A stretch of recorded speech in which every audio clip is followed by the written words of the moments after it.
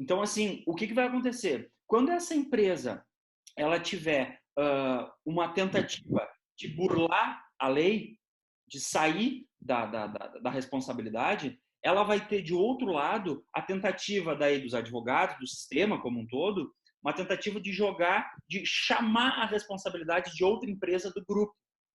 Tá? Então, o que estava se discutindo aqui no caso do vídeo ali do YouTube, lá, que é um julgamento do Tribunal Superior do Trabalho, que está ali no canal para vocês. O empregado era empregado de uma empresa. A empresa não pagou. Como ele não recebeu, ele tentou buscar de outra empresa do grupo. Qual foi a defesa dessa outra empresa do grupo? Foi justamente dizer assim, não, eu, de acordo com o artigo 2º, parágrafos 2º e 3º da CLT, eu não faço parte desse grupo econômico. Como eu não faço parte desse grupo econômico, eu não tenho nada a ver com essa dívida. Se eu não tenho nada a ver com essa dívida, eu não posso pagar. Estão conseguindo acompanhar? Agora sim deu para entender, senhor. Sim. No caso da solidariedade, que daí ela vai ter que provar que ela não tem nada a ver, isso, né? Exatamente. Exatamente. E aí assim, eu não sei quem foi que comentou ali da minha... cuidado com o celular. Eu não sei quem comentou ali, não, porque a minha empresa, uma vez eu entrei... Quem é que falou isso? Eu? A Larissa? Larissa. Tá. Larissa, é o seguinte, eu vou ter que diferenciar, já que veio ali, vamos trabalhar um pouquinho. Solidariedade de subsidiariedade.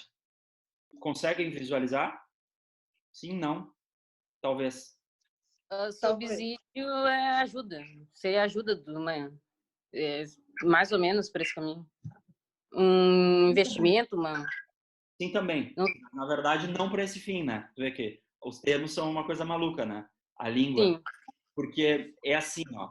Eu falei para vocês, e tá ali o quadrinho aqui, logo ali no grupo lá em cima, a solidariedade que vai envolver todo aquele grupo ali, ou seja, eu vou cobrar de quem tiver grana. Não interessa a ordem de cobrança. Isso é solidariedade. Ou seja, eu tô dentro desse núcleo, cobro de quem tiver dentro. Beleza? Subsidiariedade vai ser um pouco diferente. Nesse caso lá da Larissa, eu não sei qual era exatamente a atividade, tá? Mas, por exemplo, nós falamos de terceirização na outra aula. Nós fizemos aquela atividade com os post-its e tal. Falamos de que pode terceirizar agora, inclusive atividade fim, né, de acordo com a lei, a partir lá de 2017, não tem problema. Mas tem um detalhe. Eu posso, ainda que eu esteja perante uma terceirização lícita, uma terceirização legal, eu fico subsidiário nessa responsabilidade. Ou seja, primeiro eu vou tentar cobrar do empregador. Depois, se esse empregador não tiver grana, esse pessoal que está aqui do outro lado pode haver uma tentativa do reclamante buscar desse pessoal que está do outro lado. Ou seja, mas primeiro eu tenho que esgotar as tentativas de cobrança do empregador, que é o devedor principal, para depois eu conseguir pular, sair desse conjunto aqui e pular para o outro lado, para eu entrar no conjunto, para eu tentar buscar dessas empresas que são as terceirizadoras ou tomadoras de serviço. Era mais ou menos isso que acontecia lá, Larissa? Mais ou menos isso. Tá, é isso mesmo. Mas não quer dizer, então, no caso, é uma outra pergunta. Não tem, assim, uma ordem. Quem tem dinheiro paga, não interessa... Na solidariedade. Boa pergunta. Tá. Na solidariedade. Na subsidiariedade, não. E aí, por que era importante aquilo que eu falei para vocês lá na aula sobre terceirização? Tem a ver também com isso aqui, pelo seguinte. Quando eu, por exemplo, assim, essa nossa atividade, a questão que está muito boa para a gente ver, vai falar de atividades bancárias. Por que aqueles agentes bancários, por exemplo, que vendiam produtos do banco, por que eles tentavam a solidariedade do banco? Porque, gente, o que banco tem? Dinheiro. Então, assim, tu vai cobrar do banco ou tu vai cobrar do Rafael Pereira? Professor universitário. Entende? Vai cobrar do banco. Então, por que se tentava dizer que era uma terceirização ilícita? Porque a terceirização ilícita trazia a solidariedade, ou seja, estava todo mundo no mesmo bolo. E eu ia lá e cobrava do banco, direto. Tranquilo, o banco tem dinheiro. Agora, muitas das decisões ali faziam com que não acolhiam essa solidariedade. Diziam que era uma subsidiariedade. Aí vou ter ordem, tá, Larissa? Porque daí eu vou fazer o quê? Primeiro eu tento cobrar do Rafael Pereira. Vou lá e digo assim, tento pegar a casa, o carro, tento penhor online, não sai nada. Sabe aquela cena? Vira de cabeça para baixo, assim, sacode, não sai uma moedinha. Bom, mostrei isso. Tentei cobrar do Rafael. Só que o Rafael não tem. O que a gente vai fazer? Bom, vou tentar cobrar do subsidiário. E aí do banco, da empresa que era tomadora de serviços. Vejam, tá, gente? Isso permanece, mesmo com a lei da terceirização. Eu nunca lavo as minhas mãos por completo de quem eu terceirizar. Porque, na pior das hipóteses, eu vou ter essa responsabilidade subsidiária. Conseguiram entender? Sim, não? Sim. Beleza? Tá? Então, o que vai acontecer? Eu tenho essa diferenciação de solidariedade para subsidiariedade, tá? Porque vai haver muita discussão sobre isso no processo trabalhista. Se eu vou direto no banco lá, no meu exemplo, ou se primeiro eu vou no Rafael para depois eu ir no banco. Tá? Entendido? Entendido. Tá? Sim. Anotem assim, ó, para fechar. Correntes. Não entendi. Existem duas correntes. Existem duas correntes de interpretação do grupo econômico. Do grupo econômico. Tá? 2 pontos. Primeira corrente. Primeira corrente. É mais restritiva, vírgula. É mais restritiva, vírgula. Defendendo que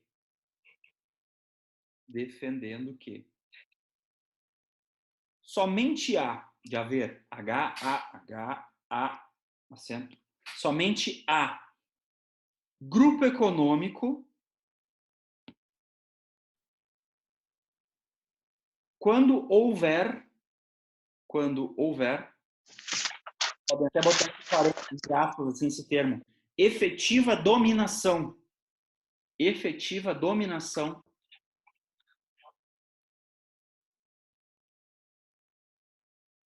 das empresas. Das empresas do grupo, né? Das empresas do grupo. Tá? Ou seja, essa é uma linha de interpretação bem restritiva, tá, gente?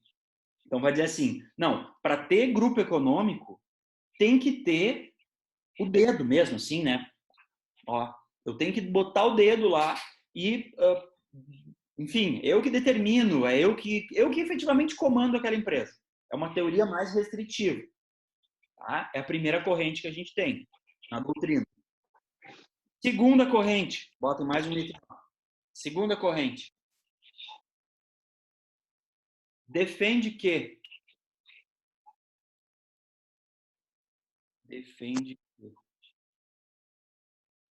uma coordenação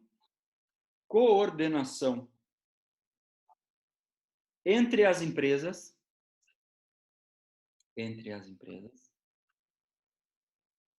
já é suficiente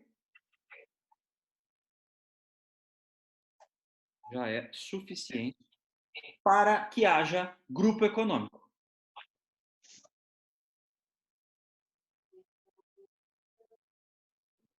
Para que haja grupo econômico.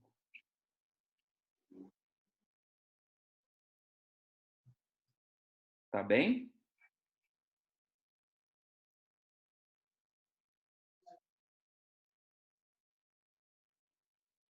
Notado aí? Posso seguir? Sim. Beleza? Então tá.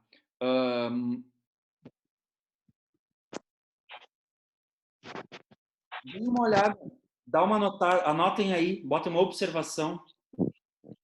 Súmula 129 do TST. Súmula 129 do TST.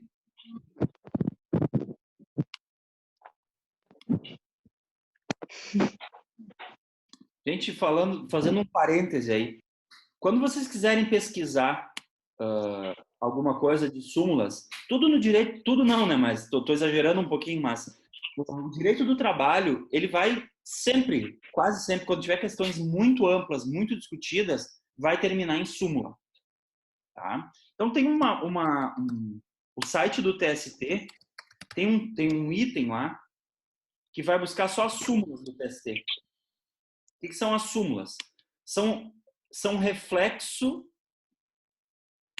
Estou organizando aqui na tela, tá? O que são as súmulas do TST? São o reflexo de diversas decisões do mesmo assunto, tá? Olha aqui, ó. Olhem como é barbada decorar a súmula. Nós só temos 483. Olha lá. Estão vendo aí, né? Rolagem para baixo. Ó. Olhem lá. 463 súmulas hoje no TST. Caraca. Só. Sem falar em orientação jurisprudencial, tá? Que tem, antes de virar súmula, tem orientações jurisprudenciais. Tá? Então, aqui que eu vi. Então, vou lá na 129 para vocês verem um pouquinho do que fala do contrato de trabalho no grupo econômico. Olha lá. Olhem o que diz a súmula 129. A prestação de serviços a mais de uma empresa do grupo econômico durante a mesma jornada de trabalho não caracteriza a coexistência de mais de um contrato de trabalho. Olha só, eu falei para vocês ali da responsabilidade, nós estamos falando de várias empresas, quando tem o quê? Uma pessoinha trabalhando para mais de uma empresa que efetivamente não faz parte desse grupo econômico. Eu estou discutindo se é ou não um grupo econômico. Beleza. Esse é um ponto da questão dessa ideia de grupo. Mas eu tenho uma outra ideia que está na súmula 129. Vou botar ali no canal para vocês. Eu vou colar a súmula no canal para vocês terem ali. Não vou cansá-los com a anotação e até pode ser objeto da nossa análise ali depois daquela questão. Olha só, vamos que Larissa, nesse exemplo que a Larissa citou, ela tinha um contrato de trabalho com a empresa X. Tá? Mas o contrato de trabalho com essa empresa X dela, na verdade, ela nem trabalhava para a empresa X. Ela trabalhava, na verdade, para outras empresas do grupo. Vamos que a Larissa era do RH. Tá? Então, ela era psicóloga, ela cansou do direito, né? E aí foi fazer psicologia. E aí foi trabalhar no RH. Quando ela trabalhou no RH, ela fazia acompanhamento, seleção, treinamento de todas as empresas desse grupo econômico. Só que essa empresa desse grupo econômico, ela admitia os empregados todos numa PJ. Estão acompanhando? Sim. Acompanhando ele aí. Olha só. Tu era empregada da empresa A. Mas, de fato, no dia a dia, tu trabalhava sempre na empresa B, na empresa C, na empresa D, na empresa E. O que acontece? O reflexo que está dizendo na súmula 129 é que não importa que tu trabalhe para outras empresas que são do mesmo grupo, tenha um contrato de trabalho com uma empresa que é a empresa que só admite os empregados. A folha de pagamento desse grupo econômico é a única coisa que roda por essa empresa. Estão entendendo? Estão acompanhando a minha lógica de raciocínio? Sim, senhor. Então, o que eu estou falando? Eu estou falando de uma solidariedade ativa para eu contratar. Tá? Que é diferente daquilo que eu comentei antes com vocês, que é da solidariedade passiva. Ou seja, quando eu sou demandado, ou seja, vem de fora para dentro, eu estou sendo demandado. Eu tenho uma solidariedade passiva. Agora, outro ponto é que a súmula 129 traz é uma solidariedade ativa. Quer dizer o quê? Não é porque eu trabalho registrado com a carteira de trabalho assinada para a empresa A, sendo que eu desenvolvo atividade na empresa B, C, D, E e F do mesmo grupo, que eu preciso de um outro contrato de trabalho com a empresa B, C, D, E e F, que é do mesmo grupo. Acompanharam? Ok? Sim. Sim, sir. Então, anotem ali, por favor. Botem assim, solidariedade ativa versus solidariedade passiva.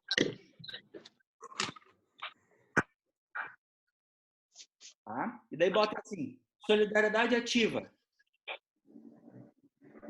igual súmula 129. Solidariedade ativa igual súmula 129. Tá? Não vou ditar para vocês, está ali no grupo o que diz a súmula 129. Entenderam, tá? Solidariedade passiva igual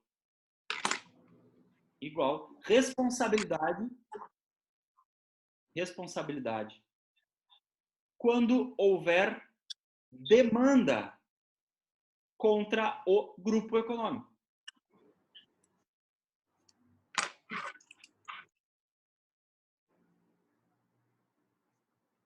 Ok? Maravilha? Quando houver demanda contra o grupo? O grupo econômico.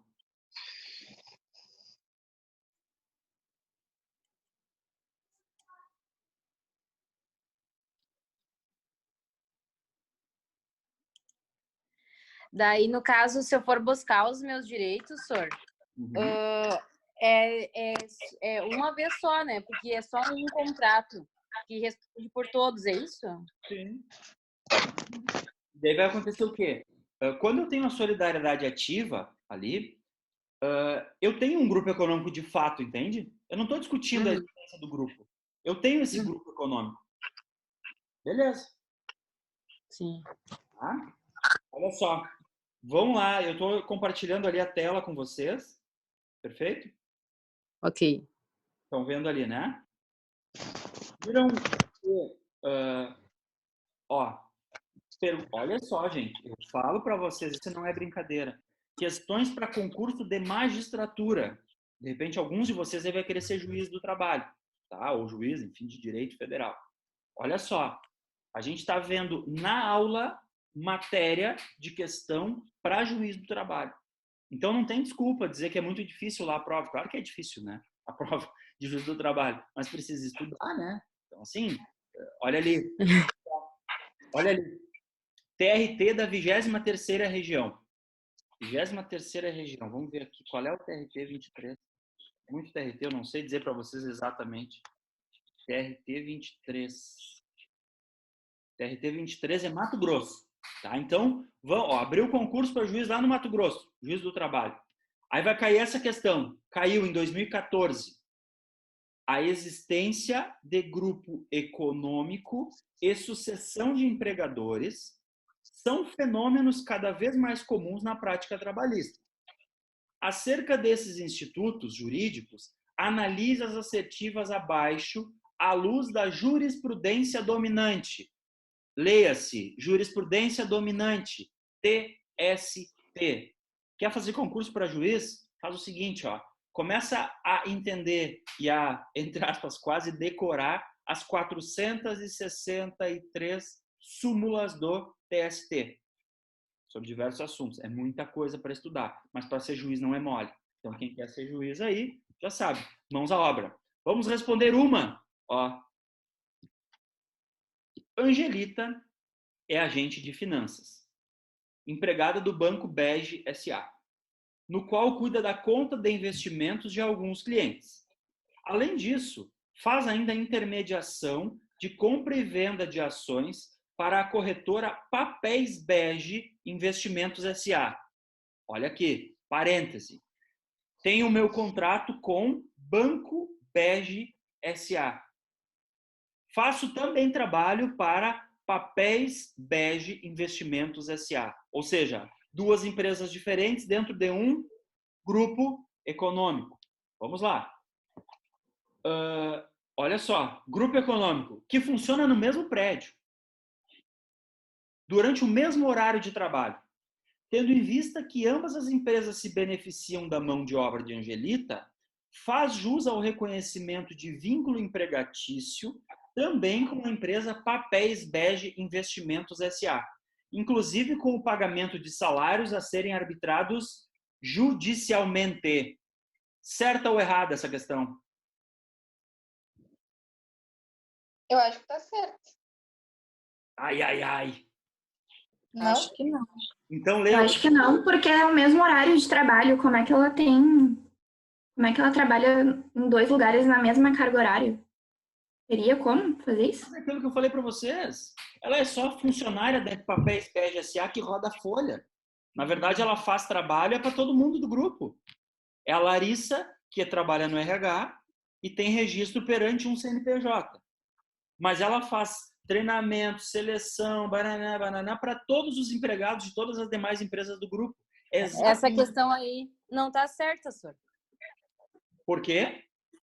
Porque ali, ó, tendo em vista que ambas as empresas se beneficiam da mão de obra, sendo que elas são do mesmo grupo econômico, ó, faz jus ao reconhecimento do vínculo empregatício também com a empresa Papéis Bege.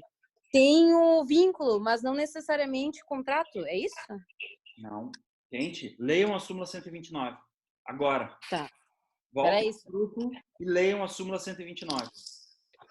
Ela tá errada, né? Essa questão tá errada, porque a gente acabou de ler na súmula 129 que mesmo trabalhando para os dois, eles fazem parte do mesmo grupo econômico, então não precisa de outro contrato.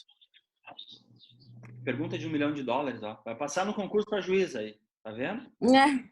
Teremos uma juíza aí no grupo. Professor, tu tá me ouvindo? Sim, tô. Tá, eu respondi que eu considero que esteja errado, né, de acordo com a súmula 129. É isso aí. Isso? A súmula 129 é exatamente isso. Entenderam o que é a solidariedade ativa? Tá aqui, ó. Tá bem? Tá no grupo. Beleza? Todo mundo entendeu? Tá. Aham. Então, nós estamos falando aqui de quê? Solidariedade ativa. Tá? Então, questão de concurso para magistratura. Vejam como é do dia a dia, vejam como é importante, vejam como respondemos na primeira parte da aula ao primeiro item da nossa questão ali. Tá? Nós temos mais 4 itens que a gente vai responder até o final da aula. Tá? Até o final da aula, a gente vai chegar no final dessa questão aqui, que é o objeto de análise. Tá bem? Ok? Gente, querem fazer um intervalinho? Vamos tomar um café? Tomar um cafezinho. Então tá. Sim, vamos tomar um café. Mas tem café, tá? Vou deixar rodando Que aqui. horas a gente volta? 10h30. Pode ser? Tá, pode Pode. ser. 10h30 voltamos. Vou deixar rodando aqui para Certo. gravação. Ok. Tá? Obrigado. Até mais. Tá bom. Até. De volta aí, pessoal. Ainda não? Não vai tocar a sinetinha? Acabou o recreio? Crianças. De volta, de volta. Será que tá todo mundo aí já? Voltei, estou aqui já, professor. Voltei também. Mundo. Larissa, acho que ainda não. Júlia. Camila. Rafaela. Cláudia. Rafaela está aqui. Tamília está aqui. E a Larissa ainda não voltou.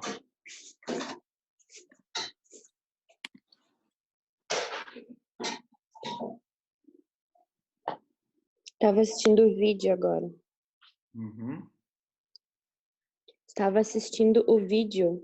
Ah, o vídeo da Varig? Aham. Ah, vou passar para todo mundo aqui já, de novo. Tá. Então, vamos retomando aqui. Gente, nós agora falamos ali, então, da questão de responsabilidade solidária e subsidiária, né? Falamos da questão, então, na verdade, de solidariedade, né? Falamos nessa primeira parte da nossa aula sobre uma ideia de, não ainda de sucessão, mas sim de solidariedade. Tá? Então, a questão do grupo econômico, principalmente, tal. Mas tem um outro ponto que é muito discutido no direito do trabalho, que é a sucessão de empregadores. Né? Então, a gente viu um cenário ali de solidariedade ativa e solidariedade passiva, quando eu tenho, então, um contrato com um CNPJ em que eu exerço atividades nos outros grupos, nas outras empresas do grupo, que está na súmula 129, né? E eu vi a solidariedade passiva, ou seja, como é que vai ser essa discussão quando eu estiver discutindo se há ou não um grupo econômico. Beleza, tranquilo. Mas tem um outro ponto muito importante e interessante, que é a situação da sucessão. Né? Então, para falar de sucessão, eu vou trazer um caso para vocês que é muito clássico, que é o caso Varig. Tá? Vamos assistir rapidinho esse vídeo.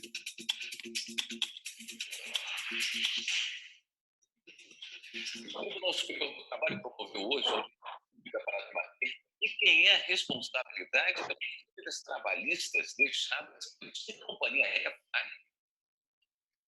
O objetivo da audiência pública foi ouvir representantes de trabalhadores e empresas sobre a norma aplicável à TAP Manutenção e Engenharia Brasil, que adquiriu uma das filiais da Varig durante o processo de recuperação judicial em 2006. A TAP foi condenada solidariamente pela Justiça do Trabalho na condição de sucessora de uma das empresas da Varig e, assim, a assumir dívidas trabalhistas deixadas pela antiga companhia aérea. Após a condenação, a TAP recorreu e o processo chegou ao Tribunal Pleno do TST, que decidiu submetê-lo ao rito de recursos repetitivos. A tese fixada no Tribunal Superior do Trabalho tem efeito vinculante e seja aplicada a todos os processos que tratam do mesmo tema na Justiça Trabalhista. O relator do processo, o ministro Guilherme Capoto Bastos, enfatizou a importância da audiência pública. Com a realização desta audiência, portanto, busca-se primordialmente a elucidação a aspectos fáticos que envolvem a matéria objeto do incidente, a fim de que os julgadores possam conferir o correto enquadramento jurídico. No recurso que será analisado pelo TST, a TAP alegou que a lei de falências isenta de responsabilidade trabalhista quem adquirir filiais ou unidades produtivas de empresas falidas ou em recuperação judicial. E foi em cima dessa legislação que ficou centrado o debate na audiência pública. Entre outros, estiveram presentes representantes da TAP Manutenção e Engenharia Brasil e da Associação de Pilotos da Varig. O processo pela sistemática de recursos repetitivos está previsto para ser julgado no dia 20 deste mês.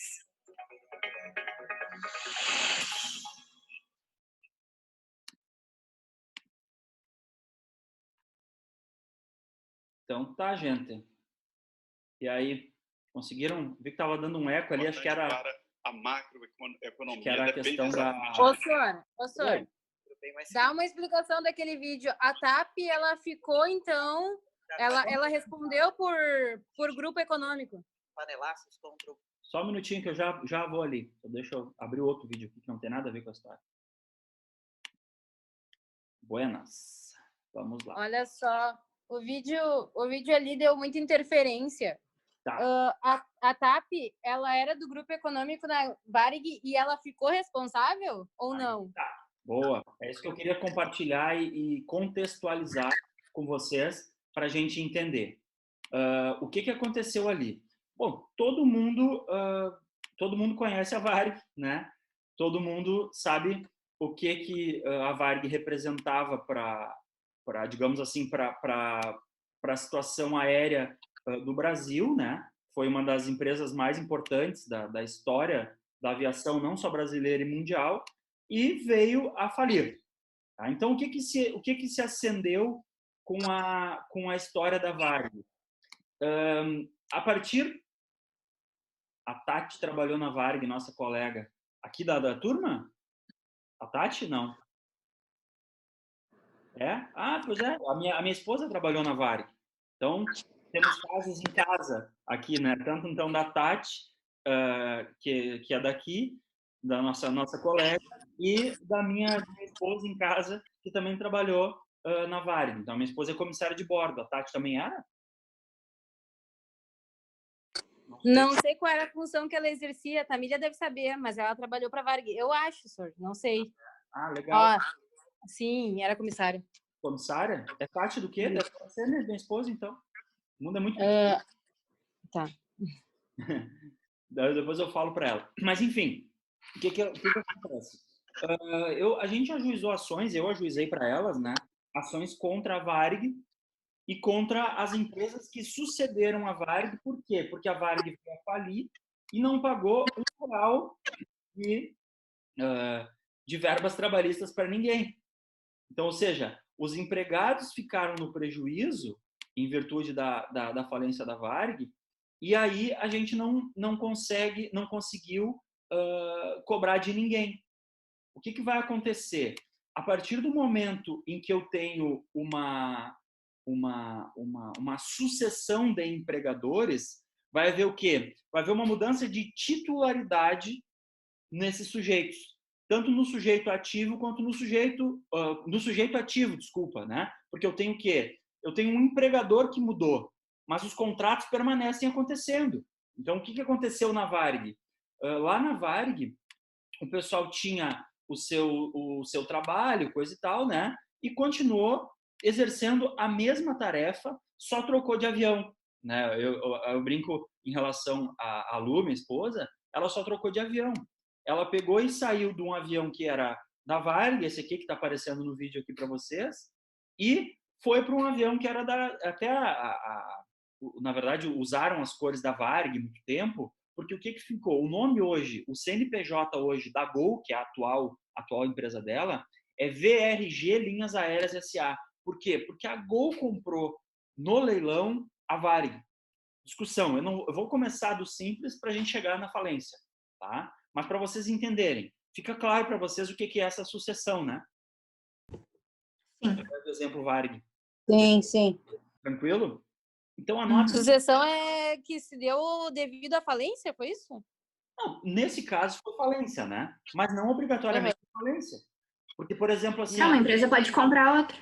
Perfeito, exatamente. Exatamente. Sim. E eu vou ter os reflexos disso no contrato de trabalho, no nosso contrato de trabalho, né? Vamos que uma empresa chegue e aí, simplesmente por sua liberalidade, vai lá e compre a outra. Tudo bem, não precisa estar falida, né? Melhor que não esteja, aliás, dá menos confusão, né? Mas vai ter o quê? Se houver simplesmente uma compra, o contrato que compra uma empresa, gente, em regra, chama de contrato de trespasse, tá? É um contrato de compra e venda de atividades empresariais. É o chamado trespasse, tá? Vamos chegar ali. Mas anotem assim, para conceito de vocês. Sucessão não é de grande sucesso, né? Sucessão não é isso, uma sucessão de suceder. Ato ou efeito de suceder. Anotem ali, sucessão, 2 pontos. Sucessão. Ocorre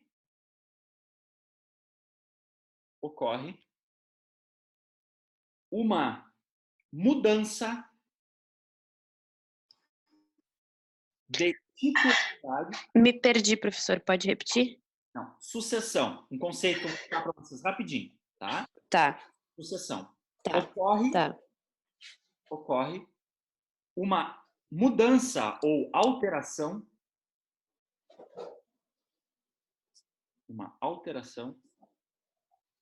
de titularidade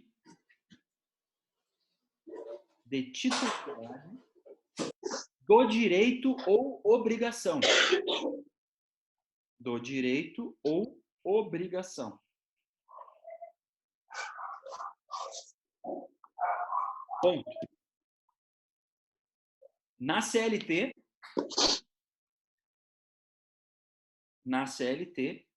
vírgula, existe previsão de reflexos trabalhistas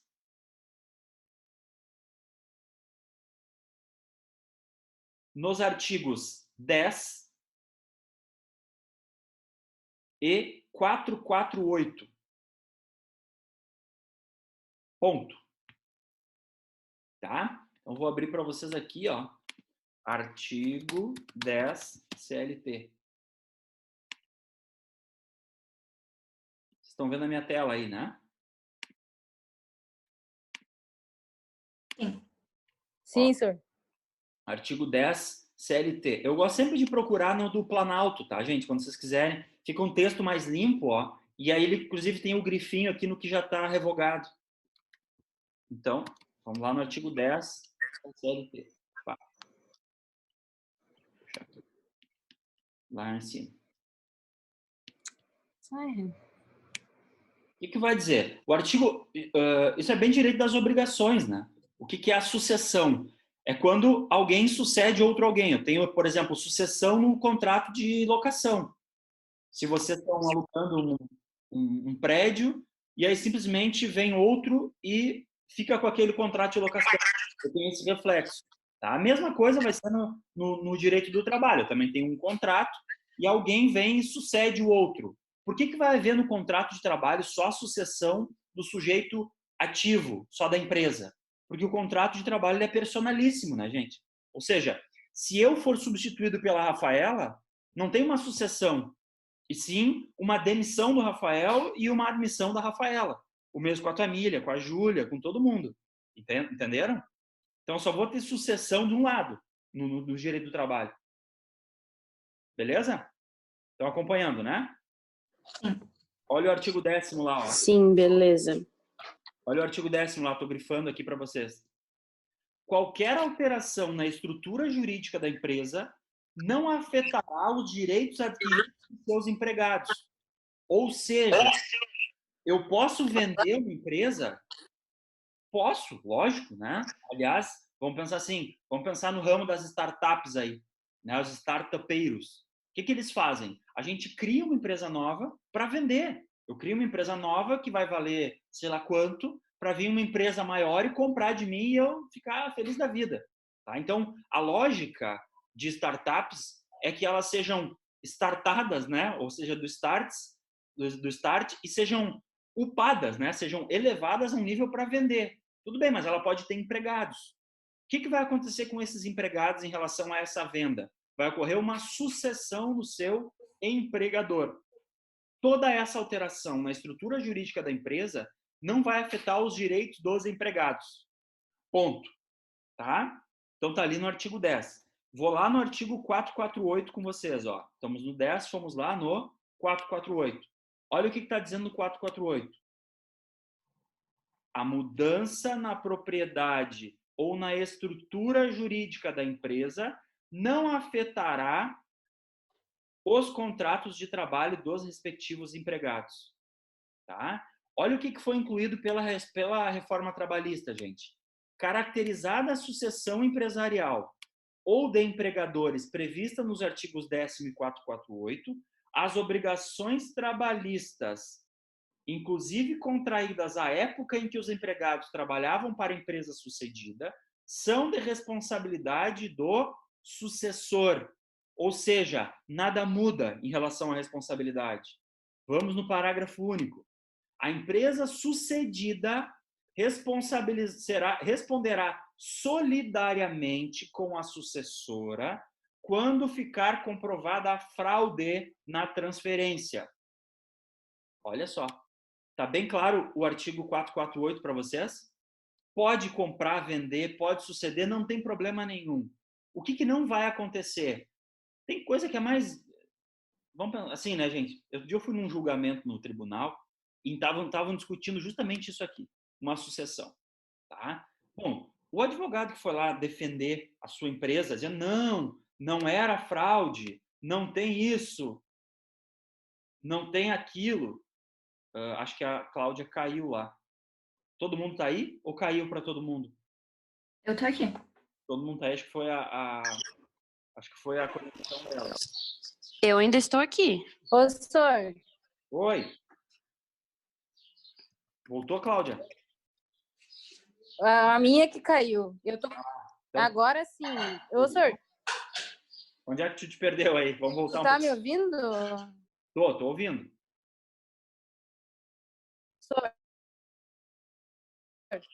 Que a conexão da Cláudia tá...